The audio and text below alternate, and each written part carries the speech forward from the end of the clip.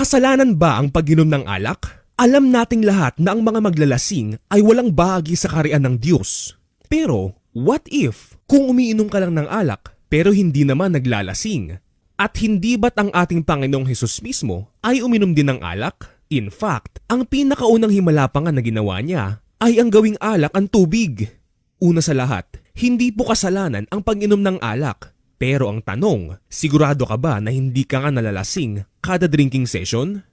Ikalawa, walang sino man ang maaaring ikumpara ang kanyang sarili sa Panginoong Hesus dahil siya ay Diyos at hindi kailanman nagkasala. Kaya lang po siya uminom ay para maging kaibigan ang mga makasalanan at maituro sa kanila ang daan sa kaligtasan. Ganyan din ba ang ginagawa mo kapag nakikipag-inuman ka sa iyong barkada? Actually, hindi naman po alak ang issue dito dahil ang alak in small amounts ay gamot din. Ang issue dito ay ang self-control ng taong umiinom nito at kung ano ang kanyang ginagawa kapag nakainom.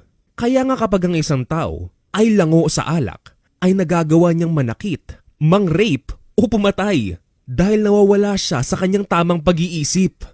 So kung alam mo sa iyong sarili na mahina ang iyong self-control at madali kang matukso na gumawa ng kasalanan, hindi ba't mas mabuting iwasan mo na lang ang alak kaysa makagawa ka ng mabigat na kasalanan at mapahamak?